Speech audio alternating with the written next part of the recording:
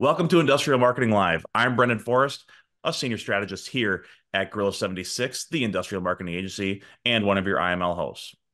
Before we jump into our topic today, I do want to kick things off with a quick FYI and an invite. Gorilla 76 is collaborating with the killer industrial marketing partners, True Marketing and Cadenas Part Solutions, to host an in-person event called Industrial Marketing Summit. It's happening this month, January 31st through February 2nd in Austin, Texas, and we'd love to see you there. You can check out all the information about our speakers and sessions on the website, industrialmarketingsummit.com. It'll be a great opportunity to learn from practitioners, much like we do here at IML. So give me or Aaron or Peyton a shout on LinkedIn or in the IML Slack channel or here in the chat on this show today if you have any questions. Now, back to our previously scheduled programming. Today, we're revisiting the topic of Google Ads, basically like we do every year in January. And it's kind of our tradition. So we have brought on our trusty performance marketers, Kevin McClary and Patrick Cronin, to talk paid search. Last year, we covered Google Ads 101, things like account setup, defining what a high intent keyword is, explaining match types. Today, we're going to take it to the next level. We're going to do Google Ads 201, ongoing campaign management. So let's get into it. So we do have an example account that we're going to be looking at. So Katie Klaus has volunteered us to look at her accounts. We just asked that no screenshots happen during that. We can do it live on here. We're going to jump in there. Kevin and Patrick will do their campaign management on that platform. Just no screenshots. And like, this is not going to be in the recording. So if you missed it and you're listening to this on the podcast or YouTube, you're not going to be able to see what we're talking about. Kevin and Patrick will do the thing where they point and talk about what they're clicking on. So it makes sense for people listening after on the recording. But just know if you did miss the live show, you missed all the really cool visuals that we're going to show you. So this convo is going to be most useful for folks that already have Google Ads Live. That means you have at least one campaign with at least one ad group. If that's not you, we do recommend you stay on the show and listen, and then go back and watch the recording from last year, the Google Ads 101 episode. And we'll drop a link to that in the chat here so you guys can jump into that next. So, all right, Kevin, Patrick, you guys want to jump in here and kind of just like walk through what we're going to be covering today? Yes, absolutely. So I do have the ad account that Katie Klaus shared with us. Thank you for that, Katie. We're just going to walk through and do like a live audit and offer some recommendations. And so, yeah, I'll go ahead and share my screen. Give me a minute here to get set up. And Kevin, while you're doing that, Katie, do you want to come on and say hi and maybe explain a little bit like what your company does, just so people have some context? Oh, sure. So Katie Klaus, very good. You guys did pronounce it correctly. This time of the year, you get a lot of claws, but it is Klaus with the K there. In school, I was very popular around Christmas time for that. But yeah, so you guys had put a call out on the Slack channel looking for a guinea pig account to kind of play with, and I was like, ooh, me. Like, we run Google Ads, but definitely not an expert, and would love the feedback. And I'm a little nervous. Like, do I need to be prepared to defend, kind of what we did? But I think it'll be a good thing. As a more industrial marketer, it is so different from, consumer marketing. And sometimes I think a lot of what we find online is more consumer geared. And so trying to kind of look at Google Ads and one of the things that we were falling into was we were kind of skewing consumery when really we need to be more industrial and marketing and manufacturing. So I was really excited for the opportunity. So I'm with Roaster Company, a senior marketing manager here, and we manufacture commercial cooking equipment. So like pressure fryers for what you'd find at like a restaurant or a grocery store, things like that. So definitely not stuff you would find in somebody's home kitchen. Although I think our service manager has one in his garage, but we're just not supposed to, let everybody, like the fire department, know that. But so it's definitely geared toward, higher end chefs, restaurateurs, business owners, things like that, people that are looking to bring fried chicken into their establishments. So what you're saying, Katie, is this is a B2B sale. Yes. And are you selling direct on your website? Like, is there like any Shopify or e-commerce type things? Or are you looking to get a lead, like, a form fill or a phone call lead as your conversion in Google Ads?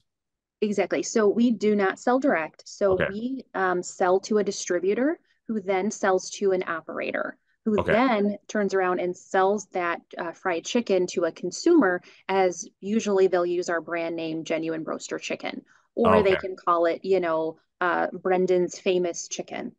They can do it that way as well. So it just kind of depends. But doing that B to B to B to C sale, it's Hmm. hard. And Yeah. how do you do the marketing for that? So that's why I love this community. And it's definitely those like-minded people that are experiencing some of the same things that I do. So I love the IML community for that. Well, thank you for sharing your platform with us, Katie. We're looking forward to this conversation. So, Kevin and Patrick, you guys get into a Google Ads account for the first time. What are we looking at? Yeah. So I'll go ahead and take the lead, but Patrick, feel free to just be off mute and step in at any time. So when I open up an ad account, like, yes, there's all kinds of data we can look at, all kinds of buttons to press. But I think what I like to do is look at the setup and the settings to begin Mhm. with, because that might actually tell us like why some numbers are too high or too low. Um, so I'll say right now, the pretty colors in the chart are looking pretty good. they're not looking bad. That's Yeah. right.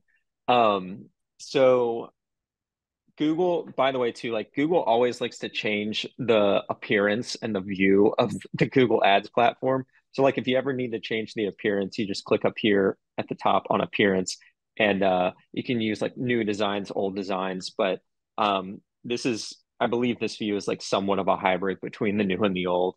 But so I'm just going to pull up the main campaign that you have seem to have here, Katie. This pressure fryer, Matthew. Um, and then I'm going to click into the ad account settings on the left. And the first couple things I look at is which networks are you running to? It looks like you have search network and display network turned on. Um, is there, are you intentionally wanting to run ads into the display network? We were just thinking additional places to be there, be in front of our ideal customers. So if it's something that you feel like, you guys don't normally get good results there, but we were just trying to kind of reach a little bit wider. That makes sense. So normally, if you're just wanting to run a search campaign and you only want your ads to show up on the search results page of Google, we would recommend turning off the display network and even turning off the search network. And this is a little bit tricky because Google makes it seem like the search network is you're going to be showing up in only our main search results page. But really, Mhm. what search network is doing is it's going to send your ads to third-party sites that use the Google search engine. So, like, for example, if ESPN.com is using the Google search engine to run their on-site search, your ads could just like show up in an ESPN search. So we recommend turning both of these off. And I think your thought of potentially reaching more people and having a display, um, like having your display ads serve. If you wanted to run a display campaign, you totally can. I would just recommend like setting that up as a separate campaign, Okay. because the assets that you create for the search campaign don't always translate the best to display. So like basically if you have that display network on, your search ads, like the text ads that you write, could just show up as a display ad. And it's not like somebody could just be on a random site, get a display ad that says like roaster pressure fryers, and they don't have the correct context. So, um, yeah, I would just recommend turning that off. Okay. Um, and any of these changes that you would like me to make, I can go ahead and click save for you. But if there's anything that you want to leave, please let me know. You know what? Go ahead and let's save your changes, and then we'll kind of use today as a benchmark to see how that changes moving forward. Awesome. Cool. So I'll click save there. Oh, okay. It's not going to allow me to do it, I guess, because I don't have the proper um, admin access, but that's okay. Oh, okay. Um, I'm making uh, good notes. awesome. I also like to look at the bidding strategy. So it looks like here you have maximized conversions. And typically, like when we launch a new campaign, we would do maximize clicks, because you want to get the most volume as possible in the beginning. And then the rule of thumb is really once you get to around 30 conversions, then you can start maximizing for conversions and optimizing for that, because Google has enough data to say, okay, this type of person is converting on your site normally. So we're going to make sure we target those. But I think in your case, you have been running this campaign a while and you are getting a good amount of conversions. So I think keeping it at max conversions is good. But for y'all that like are just starting out or have not run a Google Ads campaign yet, if you're building it out, I would recommend going with max clicks. And that's just so Google kind of learns who your audience, your target converters are. Yes, exactly. Like Google is learning because their whole like ad serving algorithm is constantly optimizing. And like if they're starting to identify the type of user and their search behavior that would normally convert on your type of ad, then those people will be prioritized when your ads are like shown on the search results page. Okay. Yeah. Kevin, we just had a question in the chat from Jared Beasley. When on a limited budget, do you recommend setting a maximum cost per click? Ooh, max cost per click can be tricky because um, you don't want to really start out with that, because you can almost be taking a shot in the dark. Like you Yeah. can go into the Google Keyword Planner or SEMrush and see the average cost per click or top of page cost per click. Um, but if Google sets that as like is showing you the higher end and you set your max cost per click around that, you could actually end up like overspending. So like Jared, I would recommend starting out, if you feel like you have a limited budget, I would start out with just like the fully automated spend, and then try and set a benchmark. See where you're actually getting results. Like, are you actually getting clicks at what seems to Mhm. be an efficient cost? And if those first few days, like your budget is being spent out, that's okay because you can consider that early phase as like a testing phase. Patrick, do you have any thoughts on that? Yeah, whenever I launch a campaign or anything, like I always let it go for a month or so before making a significant adjustment, like a bid adjustment, switching from clicks to conversions, etc. Just because Google does need a blueprint, especially for the like switching from clicks to conversion thing. Like there's some people in here who their business gets 5 leads a month on paid search because they have a super high ticket average ticket value, and then some get way more. Think of it as like Google is almost like an FBI profiler. If you only get 2 conversions a month and you tell Google to optimize for conversions, that'd be like telling like the FBI the guy has brown hair. He's not going to be able to find more people that convert. If you get a bunch of conversions, though, that's a bunch of different touch points that Google has of like these are the type of people that convert for Kevin. So it's like giving it way more information to go out and find those people. And that applies, this is Google Ads, but that applies to Facebook, LinkedIn, TikTok, Google, whatever ad platform you're doing. You have to have like a solid like sample size for the platform to actually use that bid strategy for you. Some of the things that we do to limit or to maximize a limited budget is turn off bidding on the weekends, right? So we don't show up for searches on the weekends. And then limit the amount of ad groups that you're running, right? If you have a limited budget, you might only be able to run one ad group. And that you're that like that's just kind of like what the game is. So yeah, it's kind of the same thing with LinkedIn, right? Like you don't want to, if you have a limited budget, you don't want to try and run 100,000 person audience, right? Because then nobody will see your ads.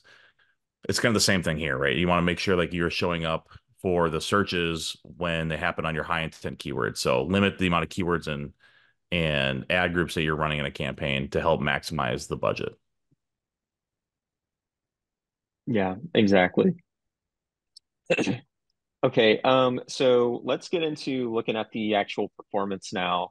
So I pulled up the ad group view, like I'm looking at that same campaign, but I just clicked on the left-hand column on ad groups, and then the window that I'm choosing to look at is the beginning of November, November 1st to today, January 4th. I know there's a longer history, but I like looking at recent performance to really give the best analysis. And it looks like here you've got branded keywords, ad group, key topics, and then competitor keywords, and a fair amount of conversions. So to see the actual types of conversions that you're tracking, you can click on segment in this data view and then conversions, conversion action. And then that's showing me exactly which action took place. Like, was it a contact us form submission? Was it a call from like an ad extension? Looks like you have some GA4 conversions in there as well. And really, when I pull this up, and I'm auditing an ad account, I want to make sure that you have the right conversion set up and that you don't have like duplicate conversions, because that could be the case. Patrick, I think you had mentioned something about that. Did you feel like the conversions were possibly like overlapping?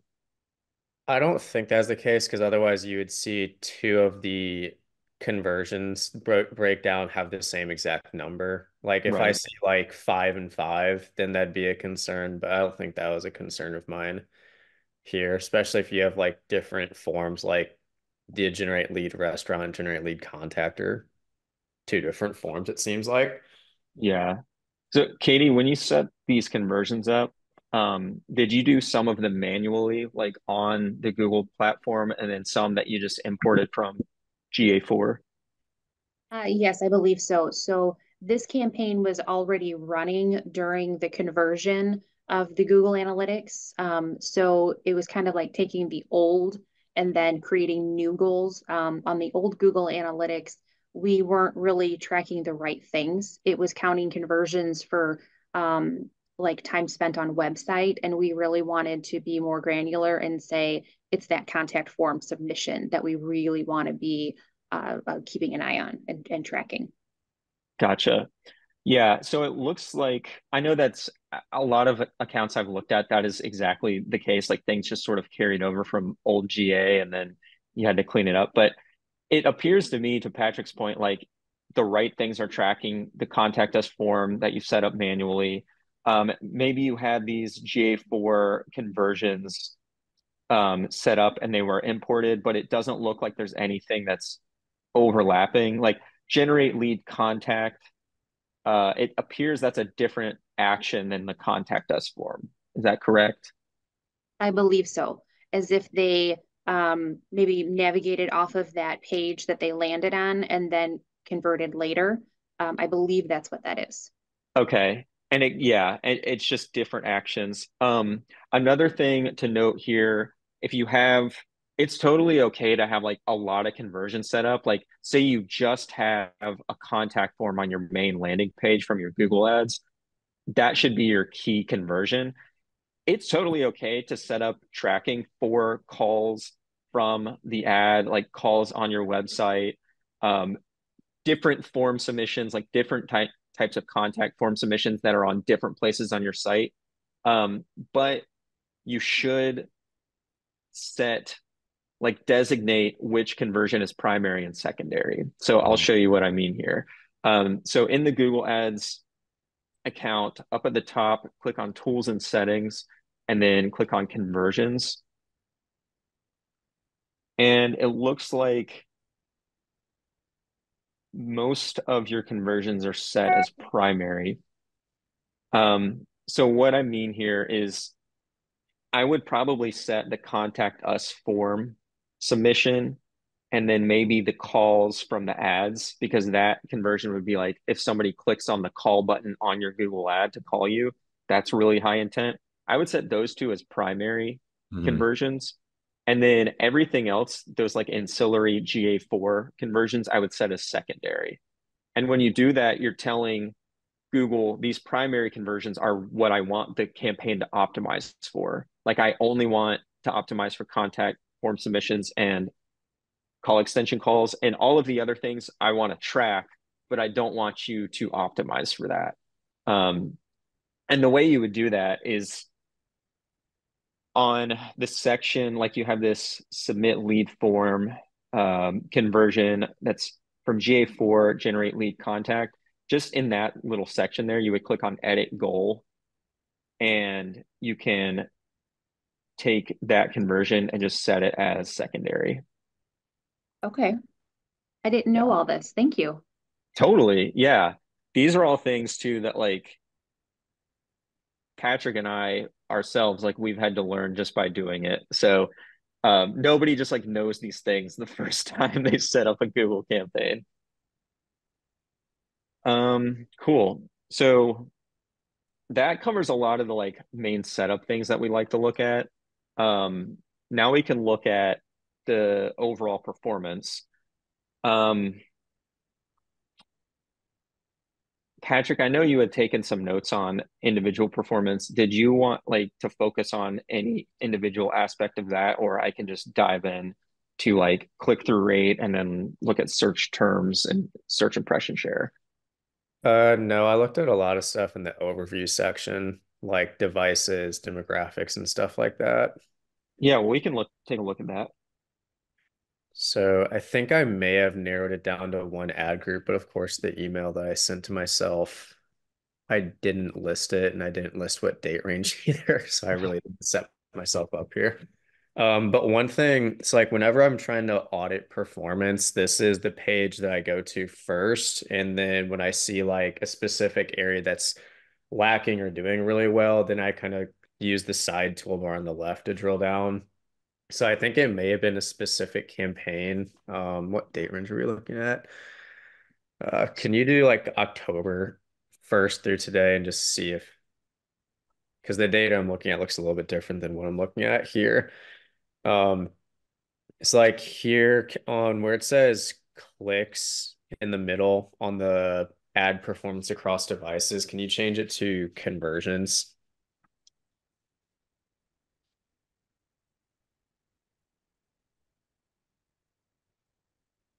And then, so the what I like here is like your costs, the same amount of you're spending about 71% on mobile and about 2/3 of your conversions are coming through here. What I noted is that the cost per conversion and the conversion rate, if you switch that conversions to that one, maybe I labeled, Conversion rate. yeah. So your conversion rate on desktop is 7% more than it is on mobile.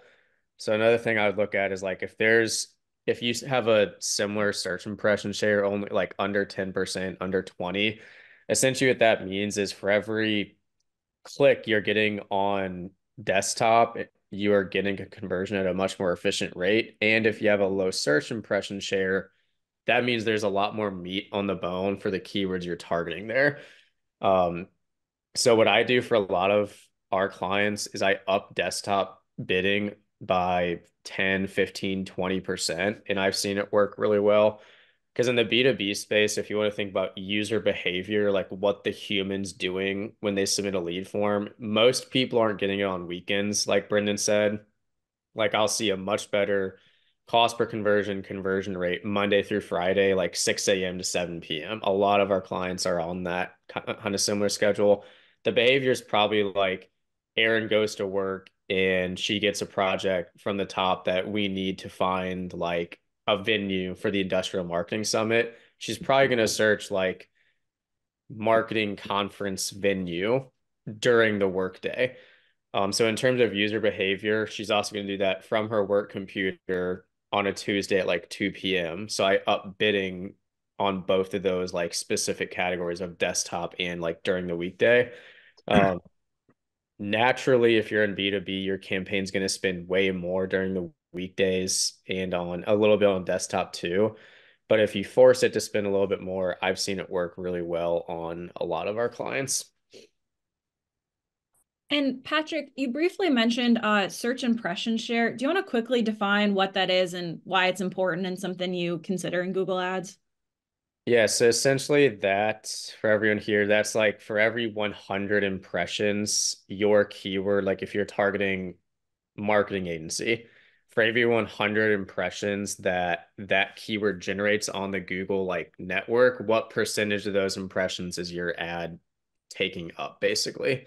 So let's say that the conversion rate on desktop was way higher off the bat, you'd say we should up bidding there.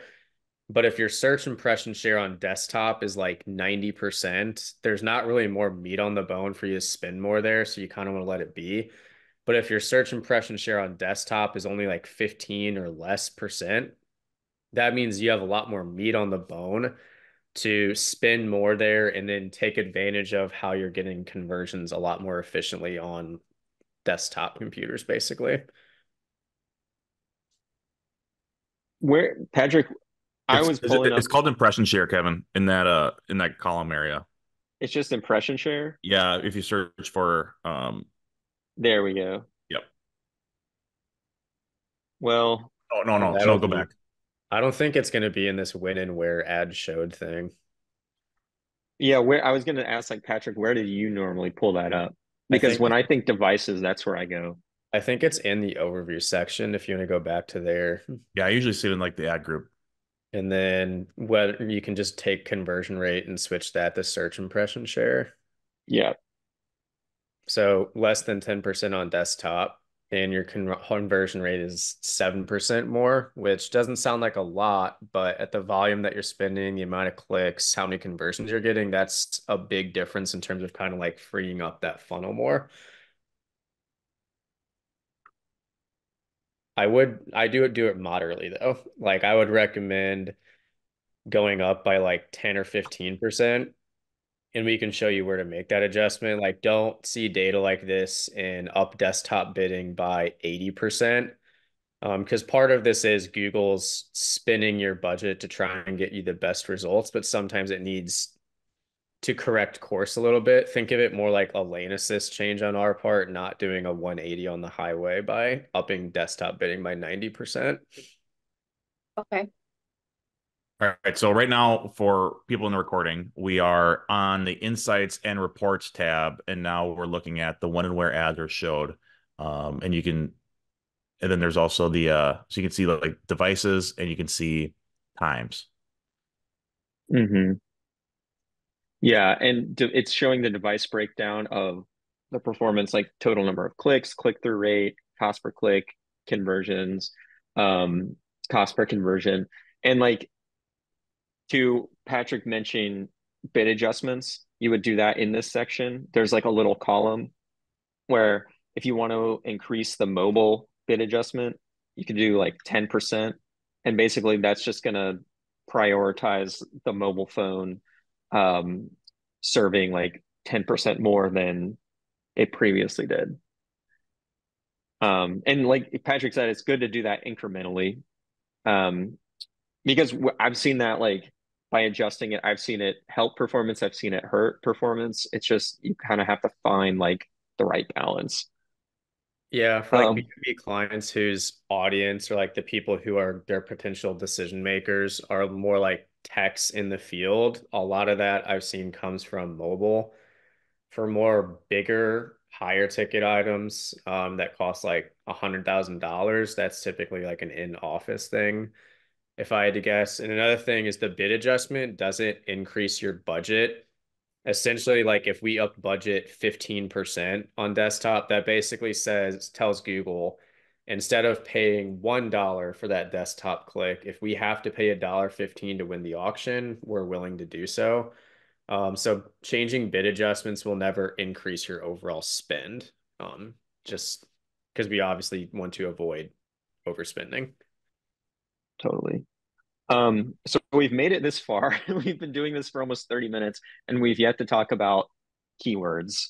That just shows you how much you can see and how much you can optimize inside of Google Ads. So let's go over to the keyword section and see exactly what you're targeting here, Katie, like per ad group. So you've got branded keywords. So that would be, okay, just like your brand name, the Broaster Chicken. Yes. And then competitor. So these are like your main competitors. Yep. So I was trying to be like top of funnel. So if somebody's searching for one of my competitors, I want to, show there. But you can kind of see that some of those are rarely shown. So it was kind of like, oh. But I get really excited when people click on our ad when it says like, so clicks Henny Penny 48. I get really excited. I feel like I'm stealing people. Yeah, I noticed too you had another campaign that we haven't even gotten into yet that's like going to the competitive comparison page. Um yeah, so you really are focusing on like the competitors there. And then you have an ad group that's key topics. So would this just be like the main um general searches you would want to show up for, like commercial pressure fryer? Exactly. So this would be like if somebody's just in the very initial stages, they probably don't know who the competitors are, but they know that they need a chicken fryer for their restaurant. Okay. So you have all of that here within this main or this main campaign. Budget's at $100 a day. Um, okay, so let's look at, Patrick, I know you had looked at this too, like the overall budget breakdown, like how much cost is being spent on those three ad groups. Looks like in the last, since October, you spent around 8,500, and the cost, the majority of that has gone to your branded keywords. Um, that is not necessarily a bad thing, but I'm curious, like the quality of those clicks and the leads that have come through from your branded keywords. Like, where do you think that is at? That's one thing I do worry about. Like if, one of my distributors are looking just for our website, are they clicking on that top link? If they look for Roaster website, are they clicking on my ads? And is that where I'm getting those from? And it does make me nervous that that's, if they already know who we are, should I not be spending so much time on branded keywords and more time on key topics? Is that going to widen my audience and who is looking for products? You know what I mean? Mm-hmm. Yeah, because like my thought is that normally, like this, the idea of having branded keywords, um, different outside like your key topics ad group here, where that's more of the general searches, and then competitor keywords is fine. I think I would normally, if I did this setup, I would have it be three different campaigns so Okay. that you could control that budget more.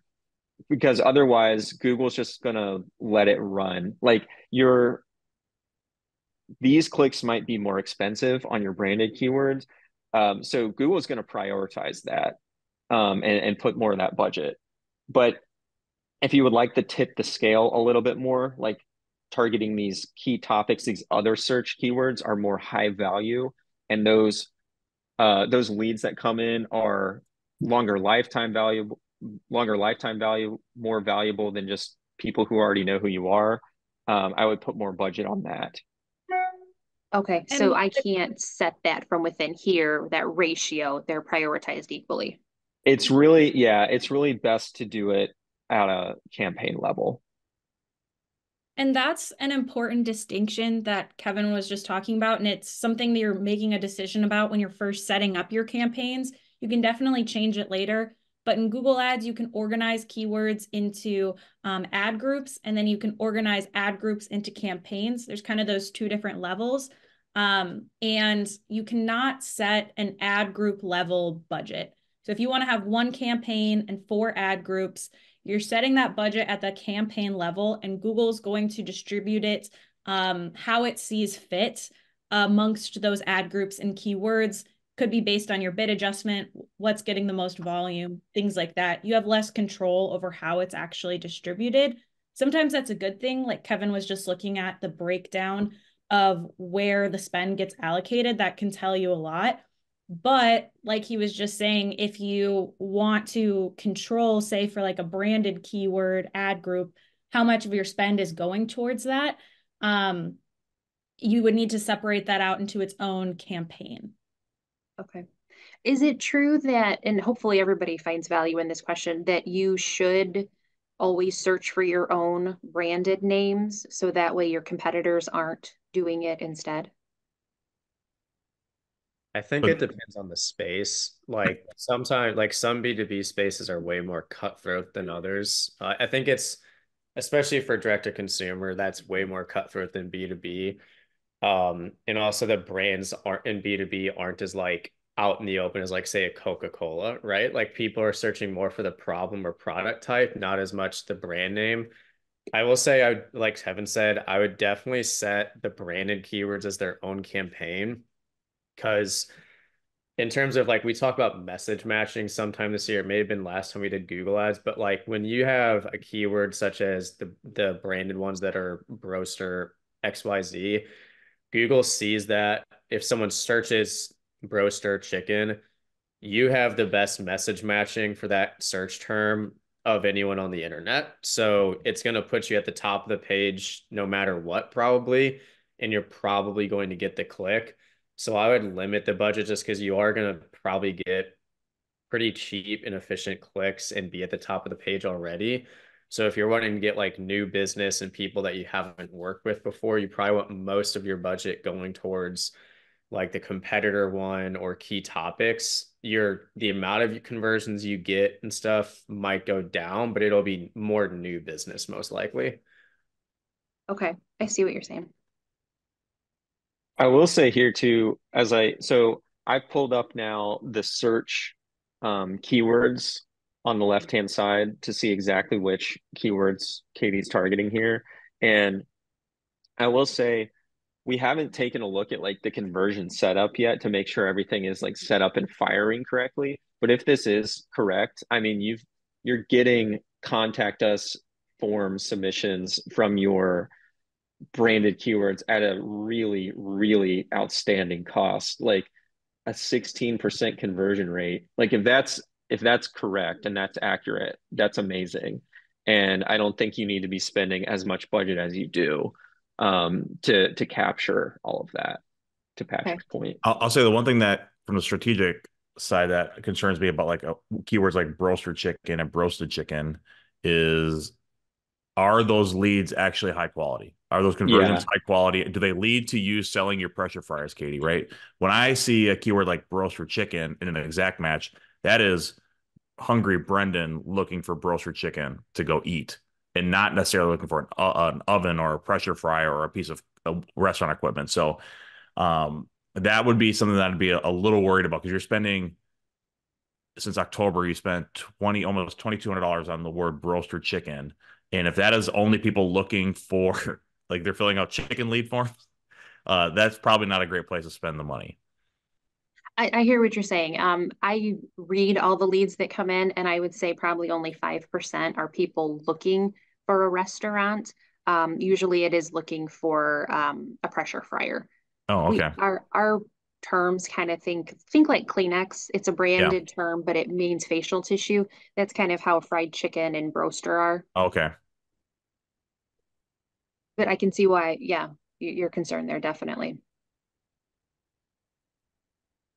So now I'm pulled up. I see some good questions come through in the chat, and I'll get to those in a minute. But I wanted to pull up the search keywords that you have here for your key topics ad group, which is really you're targeting things like commercial deep fryer, pressure fryer, commercial pressure fryer. I did notice you have commercial deep fryer set at broad match. So like for the audience, a refresher on match type. Broad match, if you set a keyword there, you're leaving it pretty open to allow Google to show your ads on like anything even remotely related to commercial deep fryer. So like someone could search deep fryer and your ad might show up. If you set it to phrase match, that narrows it down a little bit more. The keyword has to contain like that phrase, commercial deep fryer or pressure fryer. And then if you go exact match, it's like the exact meaning of that keyword. So I guess Now, Katie. I'll push back a little bit, like Kevin. There is a place for broad match in a campaign if you are going to manage it very closely. Oh yeah, that You that know, was going like to be my point. okay, yeah. So from what I've seen is, Google is very smart. Like they have amazing algorithms. They know what people are searching for, right? So if someone's out there searching, for different ways to say roasted chicken and pressure fryers and all this stuff, after 8 or so searches on a broad match, they're probably going to start showing your ad, even if it's not the exact keyword that you've set up, because they can kind of put two and two together on that. But you have like you're going to get a lot of really bad keywords that are in there, right? Like it's going to show you for a lot of different terms that aren't related to your business. So you have to be in that search terms report doing a lot of negative keywording to make sure you're only showing up at the right time. But it does allow you to maybe let Google's algorithm work a little bit for you, and it costs less, but it just takes a lot more management time. Yeah, it does. And that's like my question was going to Katie would be like, are you getting searches? We can look at your search term report, but are you finding that you're getting searches for like an air fryer or something like that? So we used to a lot, and we've gone in and hopefully, if you look at those, you can see some of those negative terms. So we should have that cleaned up, but I think that's a great thing to show everybody that how to do that. So you're not Yeah, skewing to consumer. exactly. So, for all of you listening at home, to look at your search terms report, you can, on the left-hand side, click Insights and Reports, and then click Search Terms.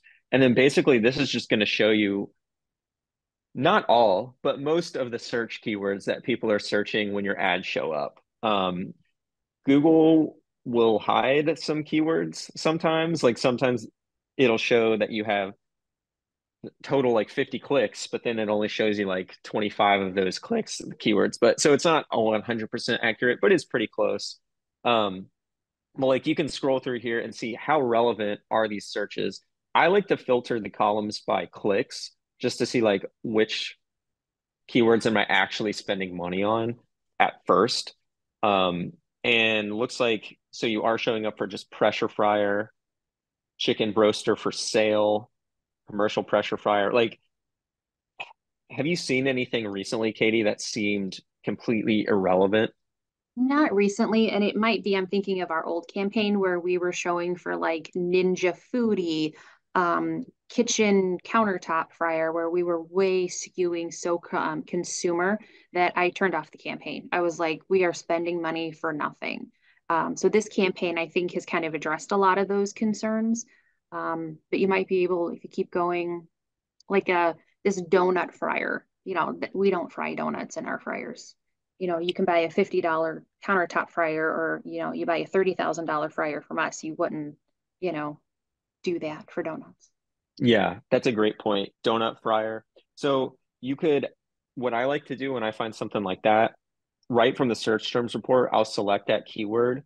And then there's like a blue banner at the top. You can click add as negative keyword, and you can add it as a negative exact match keyword. But while I'm doing this, like while I'm scanning the search terms report, I'll negative those things out as exact match, but then I'll open up like a separate note and write down everything that I'm negativing out. And if it's something like the word donut, like you don't want to show up for any searches involving donut, I would add donut to my list. And then after the fact, I would go back to the negative keyword list, which you would click on the left-hand side under keyword tab and the negative keywords. And I would click the blue add button and then add donut as like a broad match keyword. So that way you're getting the exact match and then the broad match. So then from then on in the future, you're not getting any searches involving donut or air fryer, ninja, or whatever it is. Looks like you've done some of that already. Okay. And I think Katie brings up a really good point about how when she was seeing that in the past, she just turned off the entire campaign because there was like too much that was a bad fit. And I think like there can be a certain point where it's unmanageable, right? Like certain products are going to be too similar to like the consumer version, and maybe Google Ads just isn't the right channel to try and reach those people. I don't know, Brendan, Kevin, Patrick, if you have thoughts on that, if there's kind of a point of no return for campaigns or like struggles like that.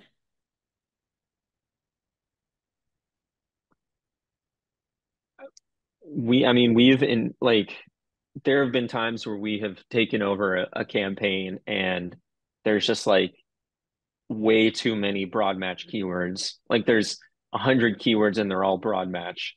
And I think, yeah, at that point I would just like start over, like start a new campaign. Like there are some things on Google Ads that are fixable. Like if, say, for example, you're listening to this, you already have a campaign set up, and you feel like there are recommendations we're making that you could implement. Like there are things that are fixable. You can go in and change a keyword from broad match to phrase match if you think that would help. You can change your like your bidding optimization. But if things are kind of flying off the rails and you have conversions set up incorrectly and you're counting page views as conversions and not actual form submissions, or you just have hundreds or thousands of keywords that you're targeting, it's best to just like cut that Mhm. out, turn that one off, start over with a whole new strategy. I think less is more when it comes to keywords, right? Like there's probably only, maybe 10. For a lot of clients, like I'm running like 5 keywords, 4, some even just one. And actually, the one client that we run one keyword for, we've been doing it for a year. It's one of our best performing Google Ads campaigns that we manage at Gorilla. And it's literally one keyword, a phrase match keyword, that just kills it like over and over again. It just delivers really high quality leads all the time. So don't feel like you have to go through there and like Kevin said, have 10,000 keywords or some crazy number. Especially broad match is like who's managing all that? Who's like doing all that search term report? Like if you're doing broad match, probably like 1 or 2 maybe is enough for someone's full-time job almost. Yeah. I saw a question come through too, like how often do we do this? How often do we do maintenance on a campaign, paid search? And I guess the reason we started with all of the initial campaign setup and settings was to show like if you have your settings in the right place to begin with, it's going to make things much easier for you down the line. Um, like when we launch a campaign, I usually like to go in and look at the search terms report every day for a couple weeks to make sure we're not burning through and wasting some ad spend.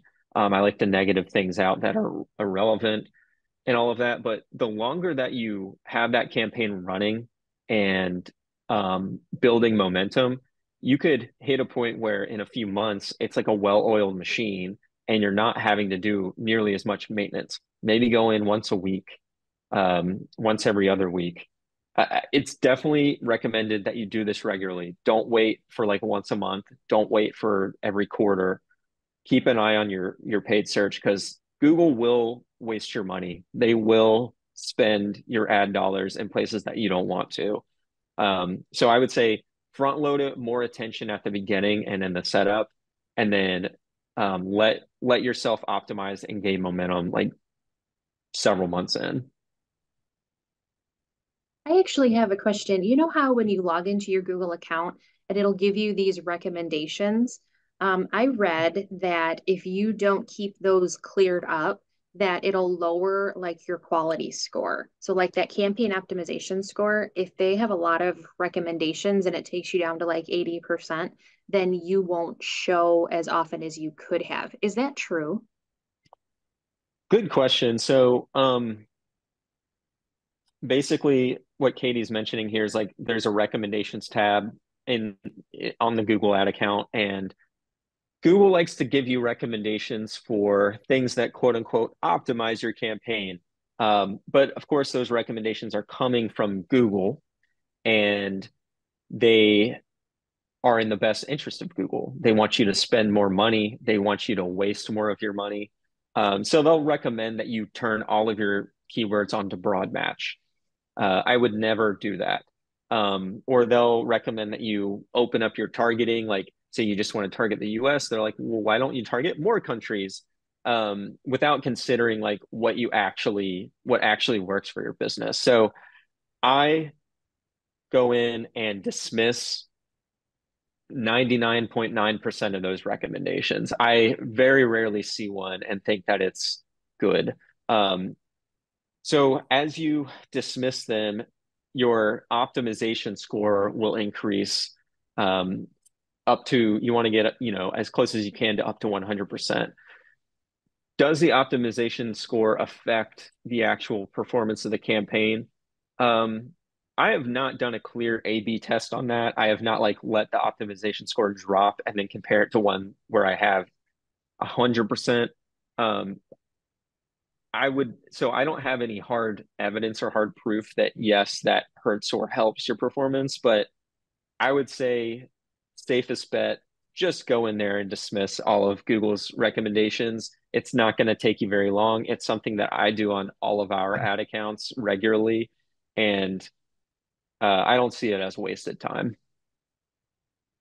Thank you. Sure. All right, Kevin, I think we need to wrap up here, man. It's Yeah, 10:53. We've been talking about Google awesome. Ads for almost an hour. We just like barely barely scraped the surface All right, there, but we're probably gonna need a 202 at some point. All right, before we get out of here though, Patrick, Kevin, do you guys have any final thoughts before we close out? I'll say the majority of what I just showed you, like everything Patrick and I just talked through and showed you, we initially learned from free resources like this from IML or from watching YouTube videos or reading blogs or listening to podcasts. And if you feel like you're just lost, like this feels like too much for you to even to start with, Patrick and I felt the exact same way when we started out, and we just consumed as much free information as we could. Pull up YouTube videos of people doing this exact thing, screen sharing and showing the back end of their own ad account. Um, and get started, and don't feel like you have to be perfect when you first start out. Um, the rest will come from experience and managing it on your own. But I don't know. I just, if we can do it, anybody can do it. And I think you all should feel empowered by the amount of free information out there that can help you get started. I would advise to not get too high or too low. Like even if you have an account or a lot of internal marketers in here, if your paid search, like one campaign kills it 1 month, don't just like, basically hang the cleats up for the day. Like figure out why it worked. Like, did you kill it on one specific keyword? Because I rarely see campaigns where like if it gets 20 leads, there's like 4 from each keyword. It's always kind of skewed. Um, so that way, when it slows down and performance dips, you can kind of try and scale that out. Like, okay, this works really well, so let's really hone in here. And even when a campaign is quote unquote doing really bad, however you want to term it, it's typically like maybe 1 or 2 slight changes that completely steers the ship. Like it's very rarely, the sky is falling. So I would just always take note of what works, what didn't. Whenever you make significant changes to your campaign, kind of have a cadence of like, okay, I made this big bid adjustment today. I'm going to set a reminder 4 weeks from now to check it. And that's when I'll do a deep dive to determine if it actually worked and to axe the change I made or continue doing it. You don't want to be making these adjustments like upping desktop bidding, demographics, bidding optimization. You don't want to change that every week. That'll just shoot yourself in the foot. Yeah. The one thing I'll say here too is I can't remember who said in the chat. Oh, I think Rachel said it. Rachel said this was the one part of her marketing strategy that she outsources to an agency. And that is a totally viable strategy, right? Like we did cover a lot of here, and it can be a lot like to try to come in here and make like the most optimized campaign. So it's not a weakness on your part if you have to bring an agency partner to help you to manage your Google Ads campaigns. The one thing I would recommend, there are 2 things I would recommend if you bring an agency partner in. First thing is make sure you are educated so that someone's not blowing smoke up you know what, and pulling the wool over your eyes and doing all that stuff, right? So be educating the platform so that you can have educated conversations and really vet out who your partner is going to be. And then if you bring an agency partner on, make sure that you own the ad campaign, right? Or you own your Google Ads platform, right? There's some agencies out there that hold on to that information and won't give you access to your own platform. You maintain ownership of your platform, give your agency partner access. It is your data, it is your money, it is your business. You own your own platform. And I'd say the same thing if you bring on a partner for LinkedIn and Facebook. You own the platform, you own the data, you give access to your partner to help you manage your campaigns. So just, It's okay to bring a partner on. I think it's a good thing to bring a partner on. We recommend it at Gorilla, obviously, but just make sure you're educated and don't let them run your business for you because they're using it to make money. So, cool. I Do think that's you all we got. guys So offer, do you guys offer this as a service? Like go in and do an audit to where I would we still manage it, but you guys would Yeah, provide recommendations? we don't have anything like that right now, but that might be something that we could talk about, and we'll let you guys know if we can figure out a way to do that as a service for you guys. Because right now it's just like full blown, like you work with Gorilla on a retainer side. So right now we don't have that as a service. Maybe in the future we'll get back to you on that. Okay, so let's wrap this thing up. This is your invitation, so make sure if you're interested in our Slack community, please drop a DM to any of us or hop here in the chat and we'll get you access, right? I think we have almost 300 industrial marketers in Slack with us right now, and we're doing a bunch of cool stuff in there. We continue this conversation on about Google Ads, about LinkedIn ads, Facebook ads, marketing strategy inside of the IML Slack community, so make sure you join us there.